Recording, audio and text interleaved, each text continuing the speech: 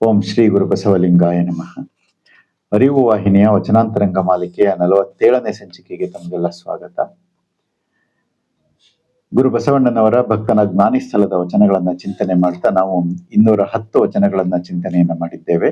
ಈ ಸಂಚಿಕೆಯಲ್ಲಿ 211ರಿಂದ 215 ವಚನಗಳ 15ನೇ ವಚನಗಳ ತನಕ ಚಿಂತನೆಯನ್ನ ಮಾಡುವ. ಭಕ್ತನ ಜ್ಞಾನಿ ಸ್ಥಳ ಅಂದ್ರೆ, ಭಕ್ತ ಅಂದ್ರೆ ಶ್ರದ್ಧೆ ಅಳವಟ್ಟಿರುವುದು, ಮಾಡುವ ಎಲ್ಲಾ ಕ್ರಿಯೆಗಳಲ್ಲಿ ಶ್ರದ್ಧೆ ಅತ್ಯಂತ ಆಳವಾಗಿ ಅಳವಟ್ಟಿರಬೇಕು. ಅದು ಭಕ್ತಿಯ ಲಕ್ಷಣ. ಇನ್ನ ಜ್ಞಾನಿ ಅಂದ್ರೆ ಅರಿವು ಪ್ರಧಾನವಾಗಿರಬೇಕು, ಪ್ರಜ್ಞಾಪೂರ್ವಕವಾಗಿರಬೇಕು. ಹೀಗೆ ಪ್ರಜ್ಞಾಪೂರ್ವಕವಾಗಿ ಅರಿವು ಪ್ರಧಾನವಾಗಿ ಮಾಡುವ ಕ್ರಿಯೆಗಳು ಭಕ್ತನ ಜ್ಞಾನಿ ಸ್ಥಳದಲ್ಲಿ, ಭಕ್ತನಿಗೆ ಅಳವಟ್ಟಿದ್ದಲ್ಲಿ ಅಂಥ ಒಂದು ಸ್ಥಳವನ್ನ, ಸ್ಥಿತಿಯನ್ನ, ಸಾಧಕನ ಸ್ಥಿತಿಯನ್ನ ಭಕ್ತನ ಜ್ಞಾನಿ ಸ್ಥಳ ಅಂತ ಕರೀತಾ ಇದ್ದಾರೆ.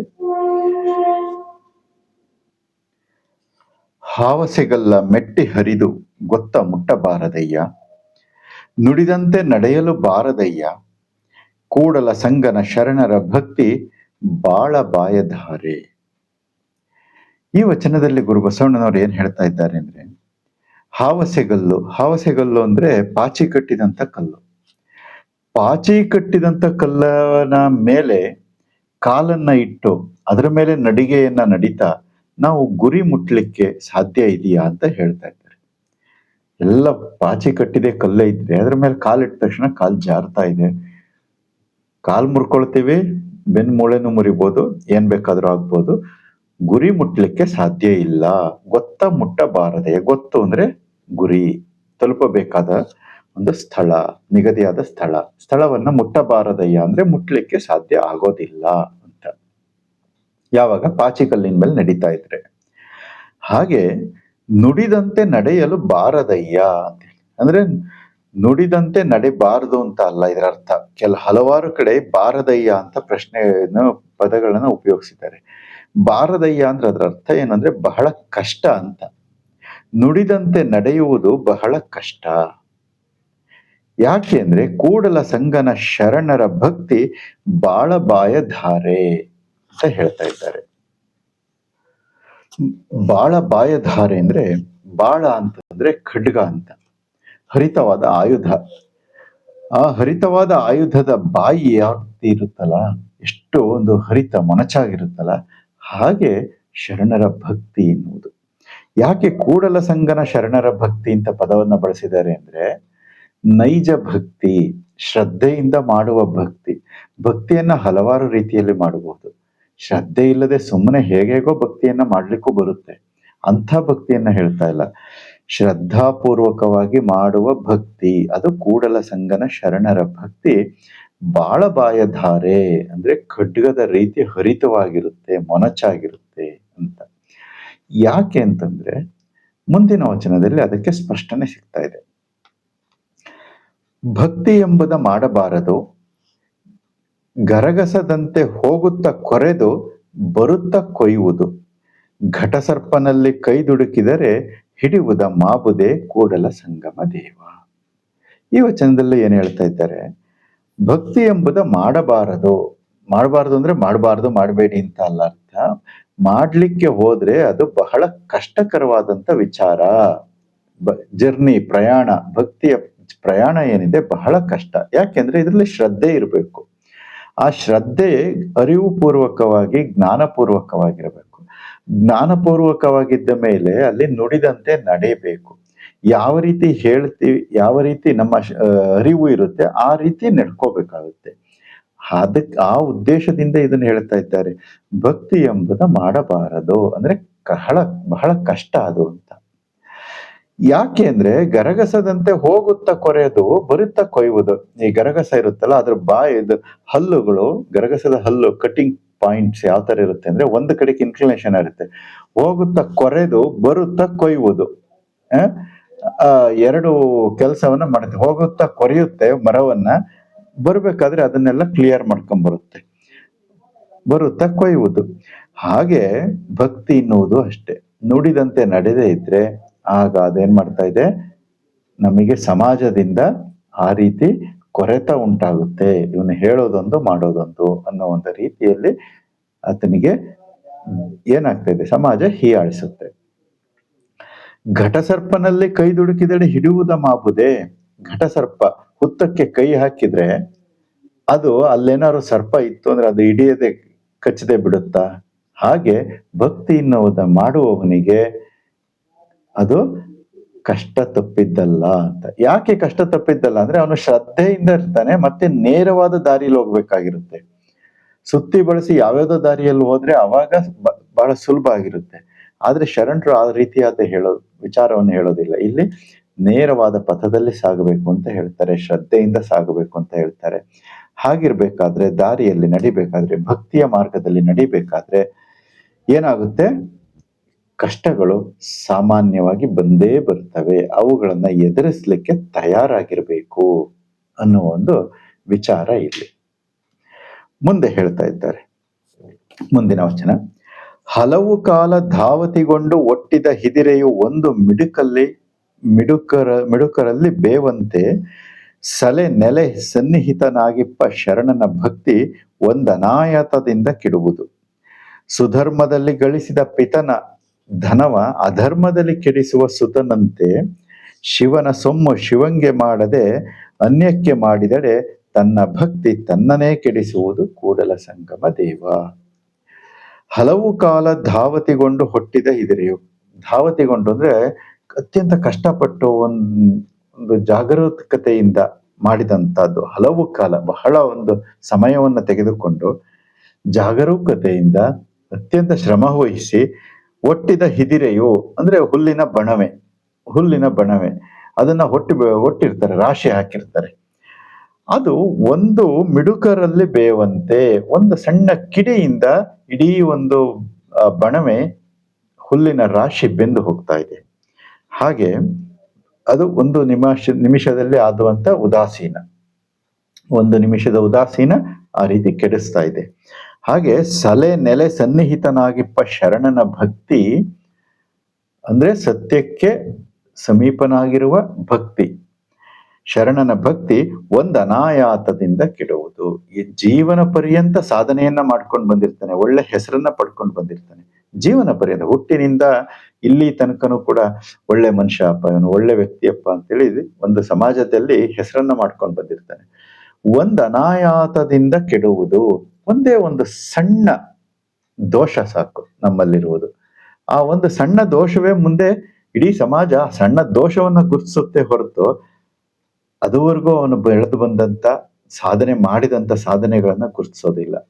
ಆ ಒಂದು ಅನಾಯತ ಅಂತಂದ್ರೆ ಆಕಸ್ಮಿಕವಾಗಿಯೋ ಅಥವಾ ಅಜಾಗೃತೆಯಿಂದನೋ ಯಾವುದೋ ಒಂದು ತಪ್ಪು ಸಂಭವಿಸಿದ್ರೆ ಅದನ್ನ ಸಮಾಜ ಎತ್ತಿ ಆಡುತ್ತೆ ಹೊರತು ಹಿಂದಿನ ಸುಕೃತಗಳನ್ನ ಎತ್ತಿ ಆಡುವುದಿಲ್ಲ.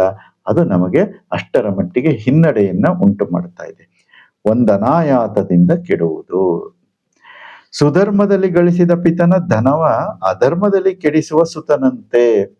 ಅಪ್ಪ ಕಷ್ಟಪಟ್ಟು ಆಸ್ತಿ ಸಂಪಾದನೆ ಮಾಡಿರ್ತಾನೆ, ಎಷ್ಟು ಬೆವರು ಸುರಿಸಿ ಜೀವನ ಪರ್ಯಂತ ಸಂಪಾದನೆ ಮಾಡಿದಂತ ಆಸ್ತಿಯನ್ನ ಅಧರ್ಮದಲ್ಲಿ ಮಗ ಅಧರ್ಮಿಯಾಗಿರ್ತಾನೆ, ಅವನು ಸರಾಗವಾಗಿ ಕಳೀತಾನೆ, ಕೆಡಿಸುವಂತ ಸುತನಂತೆ. ಶಿವನ ಸೊಮ್ಮು ಶಿವಂಗೆ ಮಾಡದೆ, ಅದನ್ನ ಯಾರಿಗೆ? ಶಿವನ ಸೊಮ್ಮು. ಈ ಜಗತ್ತು ಎಲ್ಲವೂ ಕೂಡ ಶಿವನ ಸೊಮ್ಮು ಅಂದ್ರೆ ಆತನ ಅಸ್ತಿತ್ವ, ಆತನ ಆಸ್ತಿ, ಶಿವನ ಆಸ್ತಿ. ಇದು ನಮ್ದು ಯಾರ್ದು ಅಲ್ಲ. ಯಾಕೆಂದ್ರೆ ನಾವು ಇವತ್ತು ಬಂದಿದ್ದೀವಿ, ಸ್ವಲ್ಪ ವರ್ಷಗಳ ಕಾಲ ಇರ್ತೀವಿ, ಹೋಗ್ತೀವಿ, ಮತ್ತಿದು ಇನ್ಯಾರೋ ಅನುಭವಿಸ್ತಾರೆ.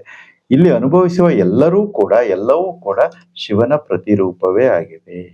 ಹಾಗಾಗಿ ಶಿವನ ಸೊಮ್ಮು ಶಿವಂಗೆ ಮಾಡದೆ, ಅದನ್ನ ವ್ಯಾಮೋಹವನ್ನ ಇಟ್ಟುಕೊಳ್ಳದೆ, ಸಮಾಜಕ್ಕೆ ಸಲ್ಲಿಸದೆ, ಅನ್ಯಕ್ಕೆ ಮಾಡಿದಡೆ ತನ್ನ ಭಕ್ತಿ ತನ್ನನೇ ಕೆಡಿಸುವುದು ಕೂಡಲ ಸಂಗಮ ದೇವ. ತನ್ನ ಭಕ್ತಿ ಅಂದ್ರೆ ಸತ್ಯ ಸದಾಚಾರದಿಂದ ಮಾಡದ ಭಕ್ತಿ, ಕಾಯಕ ಮತ್ತೆ ದಾಸೋಹ, ಇವುಗಳನ್ನ ಅಳವಡಿಸಿಕೊಳ್ಳದ ಭಕ್ತಿ ಏನಾಗ್ತಾ ಇದೆ, ನಮ್ಮನ್ನ ಭಕ್ತಿಯನ್ನ ಕೆಡಿಸ್ತಾ ಇದೆ ಅನ್ನೋ ಒಂದು ವಿಚಾರವನ್ನ ಗುರುಬಸವಣ್ಣನವರು ಇಲ್ಲಿ ಹೇಳ್ತಾ ಇದ್ದಾರೆ ಹಲವು ಉದಾಹರಣೆಗಳೊಂದಿಗೆ.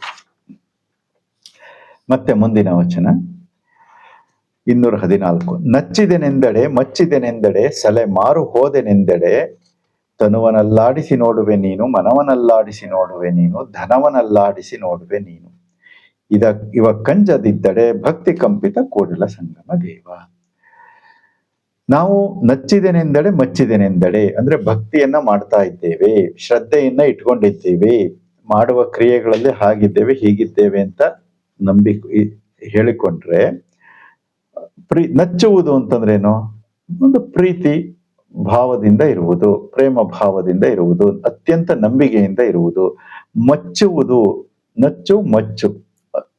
ನಚ್ಚು ಅಂದ್ರೆ ಪ್ರೀತಿ ಪ್ರೇಮ ಅಥವಾ ಶ್ರದ್ಧೆ ಅಂದ್ರೆ, ಮಚ್ಚು ಅಂದ್ರೆ ಅದಕ್ಕಿಂತ ಇನ್ನೂ ಆಳವಾದಂತ ಒಂದು ಪ್ರೇಮ ಪ್ರೀತಿ ಅಥವಾ ಶ್ರದ್ಧೆ ನಿಷ್ಠೆ.